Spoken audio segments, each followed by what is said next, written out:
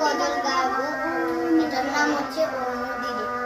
ও নদী রে, তুই ভাঙলি আমার ঘর, তোর কিনারে থাকতাম, তুই করলি আমায় পর।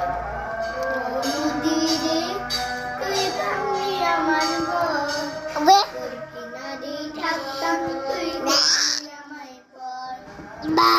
দুপুর সাজে তোর কিনারে বসে, সকাল দুপুর সাজে তোর কিনারে বসে, করতাম কত গুণগান তো।